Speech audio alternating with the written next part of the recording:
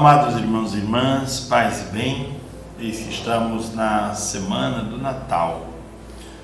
Nessa semana nós celebraremos o Natal do Senhor. Estamos na quarta semana do Advento, mas já às portas do Natal. Hoje é segunda-feira, dia 20, e o Evangelho para hoje é Lucas, capítulo 1, versículos de 26 a 38.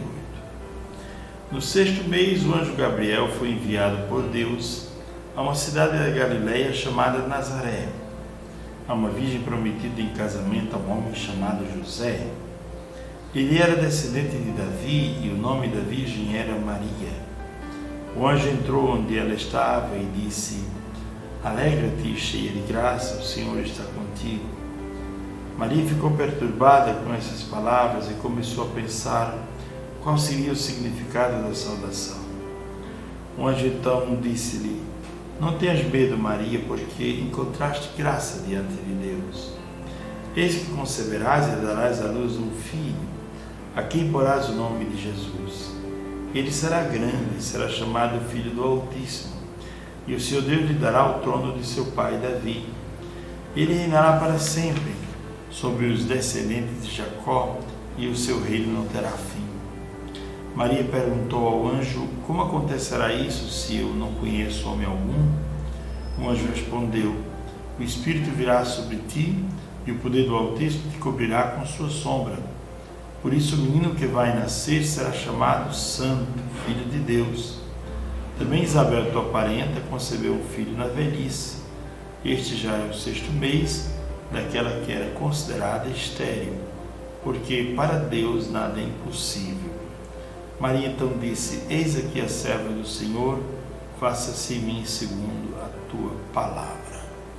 Palavra da salvação, glória a vós, Senhor. Meus irmãos e minhas irmãs, estamos diante de um diálogo belíssimo entre o anjo enviado por Deus, Gabriel, e a Virgem Maria. E esse diálogo começa justamente com a visita do anjo a Virgem Maria, num pequeno lugar chamado, uma cidade na Galileia chamada de Nazaré. Dizem os estudiosos que Nazaré era um lugar pequenininho, tinha 300 e poucos habitantes, então era uma cidade pequenina, era uma cidade sem muita importância do ponto de vista intelectual, político, filosófico, não era uma cidade que tinha grande importância. E é dali que Deus vai chamar o Messias. Tem um teólogo italiano, biblista, chamado Ravazzi.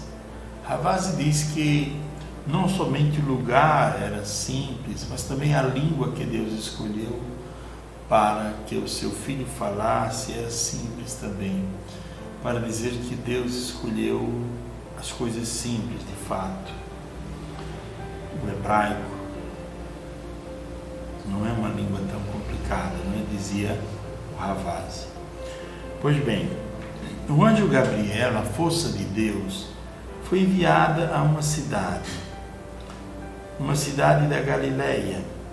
A Galileia era um lugar extremo já, e um lugar de certo modo ambíguo, porque ali se concentravam pessoas também de outras religiões.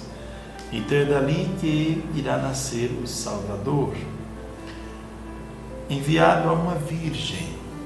É curioso que a primeira leitura mostra o começo desta promessa, ou mostra a promessa. O livro de Isaías, capítulo 7, no versículo 14, se diz: O próprio Senhor vos dará um sinal. Uma virgem conceberá e dará à luz um filho, e lhe porá o nome de Emanuel. Uma virgem conceberá. Pois bem, Maria Virgem, diz Agostinho, antes do parto, durante o parto e depois do parto. Esta é uma verdade de fé. Mas a virgindade de Maria vai além da virgindade física. A virgindade de Maria tem também a ver com a pureza diante do mundo, o modo como a Virgem Maria enfrentava as situações. Ela não entrava nas loucuras do mundo, nos esquemas do mundo, quer dizer, uma pessoa pura. Ser virgem também significa isso, ser puro, não é?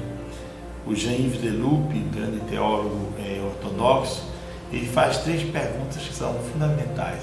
Ele diz que se encontrasse Nossa Senhora, faria essas 3 perguntas. A primeira: quanto tempo o homem leva para poder tornar-se virgem realmente, puro de coração? Como Jesus diz no Evangelho: bem-aventurados os puros de coração, porque verão a Deus. Veja, Maria era pura aos 13 anos e via o anjo. Os puros verão a Deus. Quanto tempo leva o homem, depois da sua conversão, do seu encontro com o Senhor, até tornar-se de fato virgem, puro diante do mundo?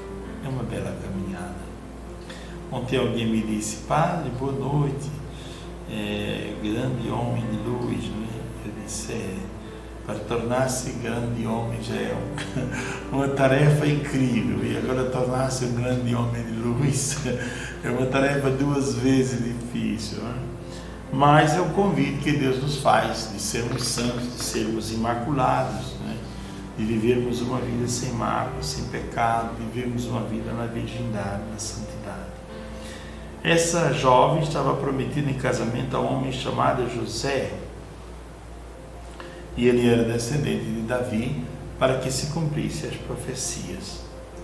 O nome da virgem era Maria, diz o texto, não é? E o anjo, ao entrar onde ela estava, disse: alegra-te, cheia de graça. Este cheia de graça é interpretado muitas vezes por nós como cheio, e cheio não é a palavra certa. Ave Maria, gratia plena. Plena significa mais do que cheio, significa transbordante. O cheio pode caber alguma coisa ainda. Esse copo cheio pode caber alguma coisa ainda. Mas o pleno não pode caber mais nada. Então Maria era plena de graça, por isso nela não coube outra coisa senão a graça. Não cabia, não havia espaço para o pecado.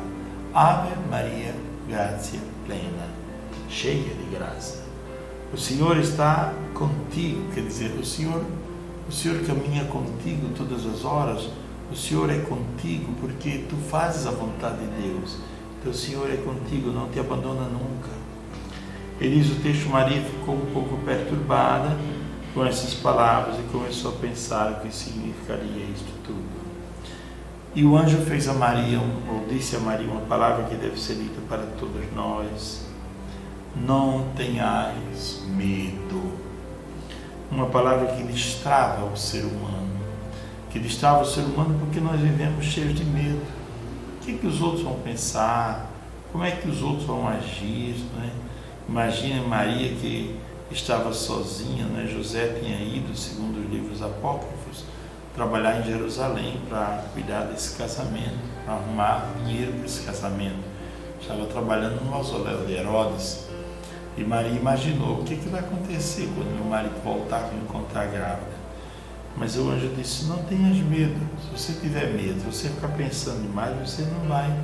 Então nós às vezes temos muitos medos dentro de nós e devemos pedir aos anjos, sobretudo este anjo Gabriel, força de Deus, que é também o anjo da beleza, do encantamento, que nos ajude a não ter medo e, mesmo tendo medo, nos ajude a responder positivamente aos projetos de Deus. E o anjo disse: encontraste graça, Maria, diante de Deus. Você vai conceber e vai dar à luz um filho. Você vai colocar nesse filho o nome de Jesus. A primeira leitura já previa isto, que o menino se chamaria Emanuel, que significa Deus está conosco. Deus está no meio de nós. Deus caminha conosco. Deus veio armar a sua tenda em nosso meio. Grande privilégio, grande graça e ao mesmo tempo grande responsabilidade. E o anjo continua o diálogo com Maria e diz: ele reinará para sempre sobre os descendentes de Jacó, seu reino não terá fim. Mas como acontecerá esse reinado? Não é um reinado externo, feito com exércitos, cavalos, com muito dinheiro, com política, com torturas, estas coisas. Não será um governo assim. Como será o governo? Como é que ele vem reinar? O reinado de Jesus acontece no coração humano, quando nós abrimos o coração para Deus e decidimos: a partir de hoje no meu coração reina Cristo. Não reina mais este pecado, esta tendência para o mal, não reina mais este tipo de comportamento, reina o Cristo dentro de mim. Então Jesus irá reinar dentro de nós. O mundo só terá paz plena quando o Cristo Salvador reinar dentro de nós. E Maria pergunta, como é que vai acontecer isso se eu não conheço homem algum? Quer dizer, se eu nunca tive nada com ninguém, eu sou pura, sou virgem. E o anjo disse, não se preocupe, o Espírito de Deus virá sobre ti. E o poder do Altíssimo te cobrirá com sua sombra. Lembram da Arca da Aliança, que no Antigo Testamento caminhava sobre uma sombra? Maria é a nova Arca da Aliança, não é? Feita da madeira mais nobre, como a Arca da Aliança do Antigo Testamento. Puríssima, na verdade, deveria ser aquela que daria, ou nos daria o Salvador, nos diz uma oração da igreja, não é? Pois bem, e aí o anjo diz, o menino que vai nascer será chamado santo, quer dizer, será alguém separado, porque não vai também entrar nos esquemas do mundo, será chamado Filho de Deus. E Maria respondeu uma coisa belíssima. Depois o anjo termina dizendo, para Deus nada é impossível. E Maria diz, eis aqui a serva do Senhor, et antila tua, antila domini, não é? Eis a serva do Senhor, eis aquela que está pronta para servir o Senhor todos os dias, no sim de cada dia, não somente no sim dado uma vez só, mas no sim de cada dia, está disposta a servir. Et antila domini, quer dizer, eis aqui a serva do Senhor. Faça-se em mim, segundo a tua vontade, segundo a tua palavra. Quer dizer, é o que a gente chama, muito famoso, chamado Fiat de Maria. Faça-se, não é? Faça-se e aconteça em minha vida conforme a tua palavra, conforme o que Deus ordenou. Quer dizer, ter uma vida que não é organizada, não é decidida nas suas bases, nas suas raízes, conforme as suas próprias vontades ou caprichos, mas ter uma vida que é decidida, organizada e alicerçada a partir da palavra de Deus, a partir da vontade de Deus. Hoje, começando a semana que vai terminar ou culminar no Natal, seja esta nossa prece ou uma das nossas preces. Podemos olhar o texto de novo e fazer a Deus algumas preces. Primeiro, pedir que os anjos nos visitem sempre, cuidem de nós e nos tragam boas notícias, como foi o caso de Gabriel aqui. A força de Deus, não nos falta a força de Deus em momento nenhum. Primeira grande prece. Segundo, este anjo revela em nós a alegria que há dentro de nós, porque muitos estão se entregando à tristeza no final dessa pandemia. Muitos estão cansados já. Alegra-te, cheia de graça. Revela, Senhor, a alegria que há em nós e nos distraga de toda tristeza. Terceiro, não tenhais medo. Tira de nós todo o medo.